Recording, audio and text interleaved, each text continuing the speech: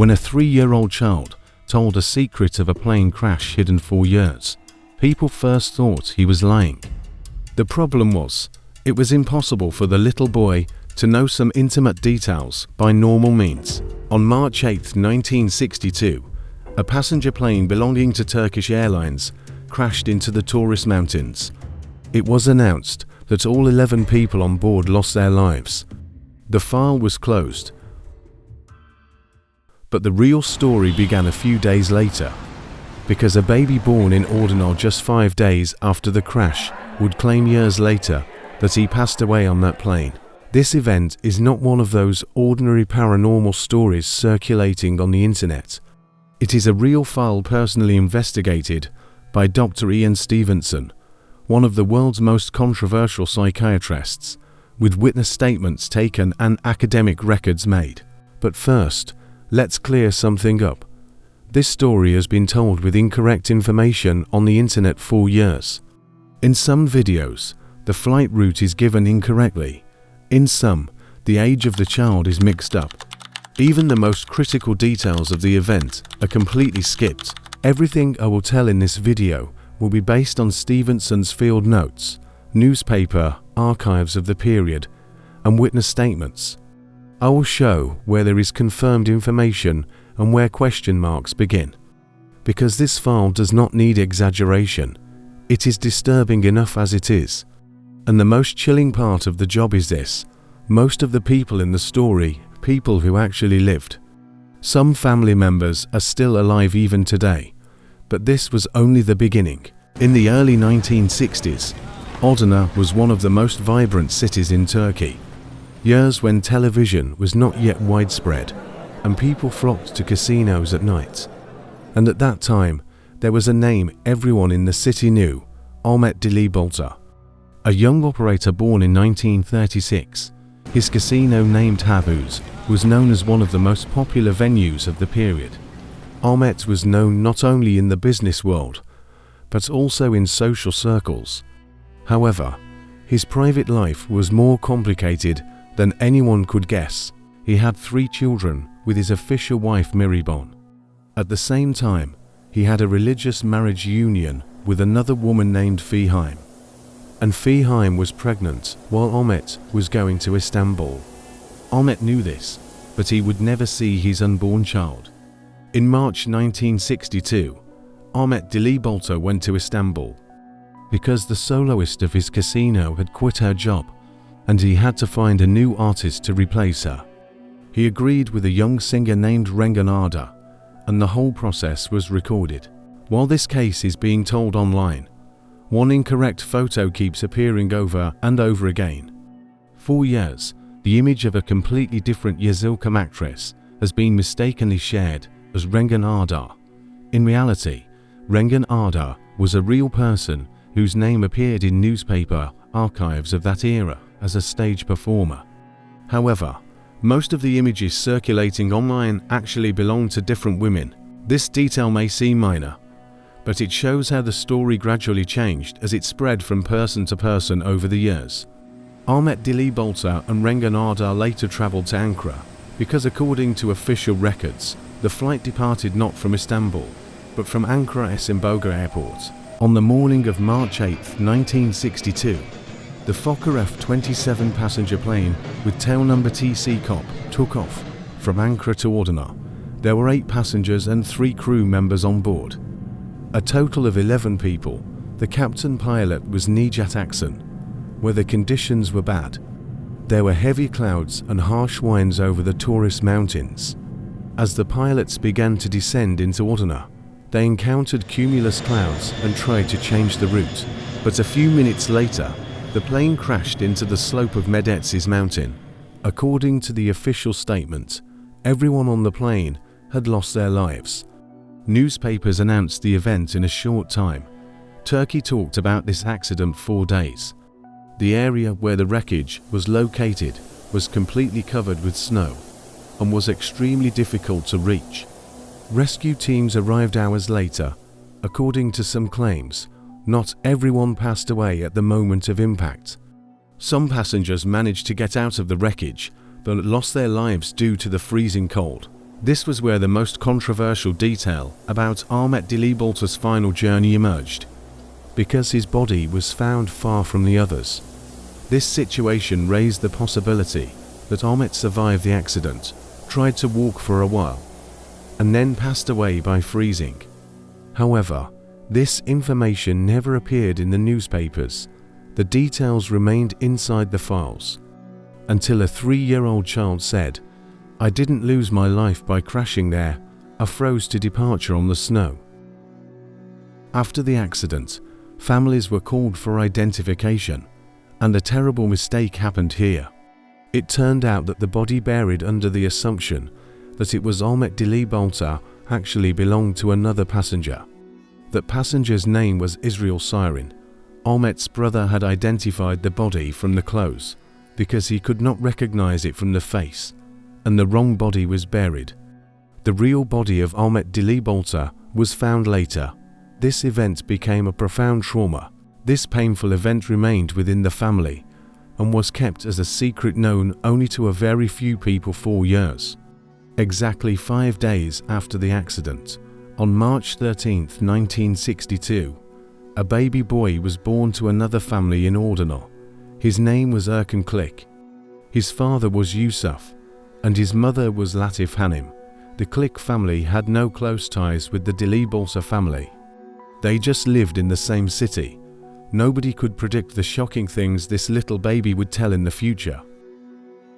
However, there was a strange detail that Latif Hanim told years later. She said that shortly before the accident, she saw Ahmet Delibalta in her dream.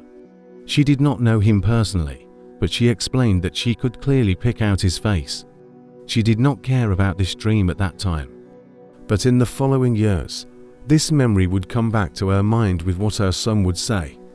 Because Erkan did not act like normal children from a very young age, it was triggered by that plane sound. Erkan had been reacting excessively to plane sounds since his infancy. When a plane passed in the sky, he cried with fear, sometimes hiding under the bed. His family initially thought it was an ordinary childhood fear. But despite the passing years, this fear did not disappear. When Erkan reached the age of 2 to 3, he began to show stranger behaviors. And one day, he suddenly left the house. He started walking silently with determined steps on the dusty streets. While his family was following him, they did not understand where the child was going. After passing a few streets, Erkan stopped in front of a house. That house was the home of Ahmet Delibalta's widow, Mihriban Hanim. The little boy looked at the door and said he wanted to go inside. The door opened. At that moment, everyone in the room froze. Erkan did not act like a stranger to the house. As soon as he entered, he looked at people and started counting names. He was calm. He knew the people in the house, one by one.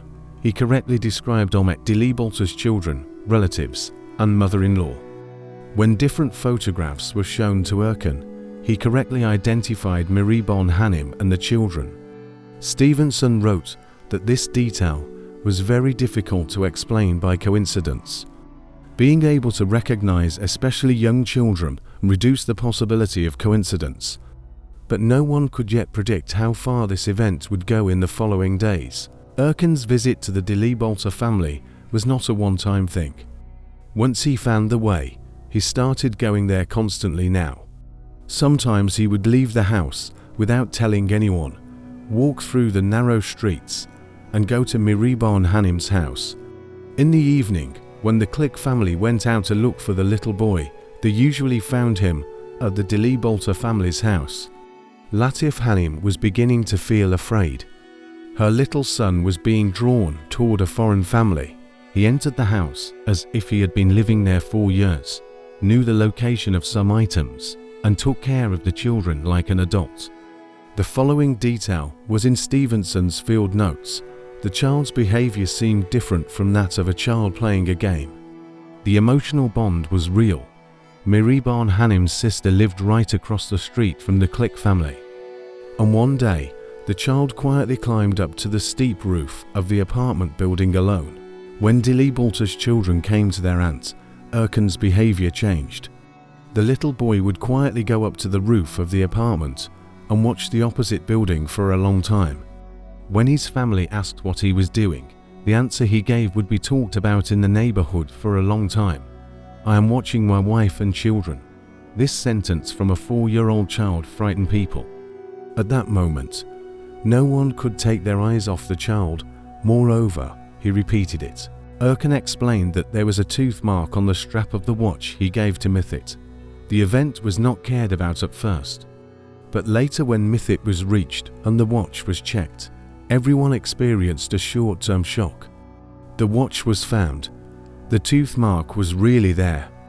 The room suddenly became silent and no one could say a single word. This was an ordinary detail that only 2 old friends could know. Erkan did not stop there. He told that they stole a tray with his friend Selim. When Selim was found, he confirmed the same story. According to Stevenson, what made the case strong was not big events, but forgotten small details. One of the most striking details Erkan told was the way of departure. Because he was not just saying that he lost his life in a plane crash. "I didn't lose my life by crashing," he said. "I stayed on the mountain. I was very cold. I went on my final journey by freezing." No one could speak for a few seconds. He told an unwritten detail. In those years, the newspapers stated that everyone passed away at the moment of impact.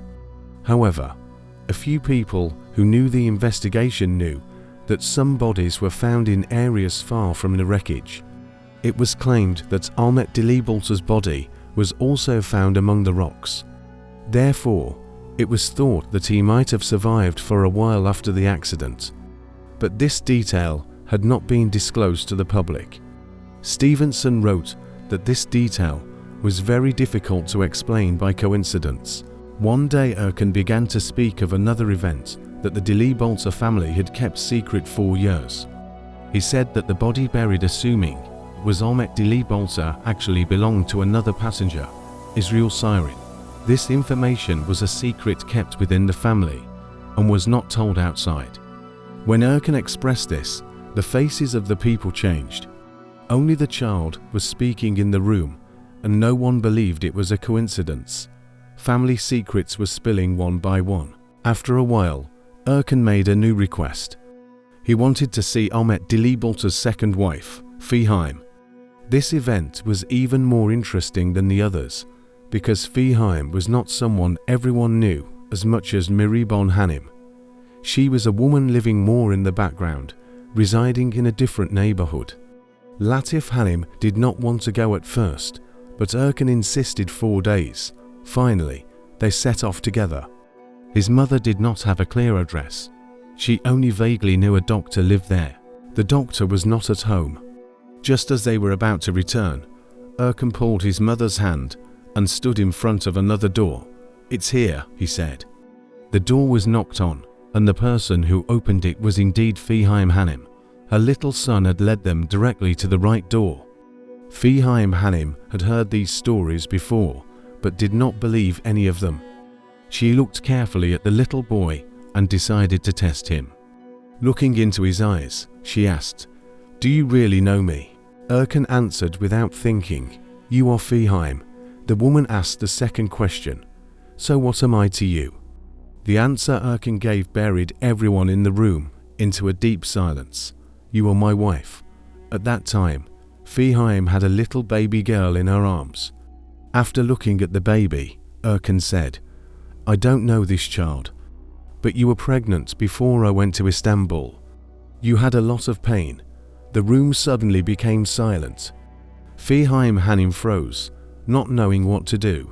The faces of the people in the room had changed. Fihaim's pains during her pregnancy were a special detail known only to her close circle. The little child saying this deeply shook everyone in the house. Fihaim Hanim explained in her later statements that she initially saw all this as nonsense, but as the child spoke, the discomfort within her grew. Because the child was not only giving general information, he was telling the most intimate details of Ahmet Delibalta's private life. The event spread in the world in a short time. Stevenson listened to the families independently, searched for information leakage, but could not find any. He included the case in his book Cases of the Reincarnation Type. Over time, Erkan grew up and memories closed in his mind. Maybe this was a coincidence, maybe a dark side of the human mind. But the question even Stevenson could not answer is still the same. How did Erkan know these? Write in the comments.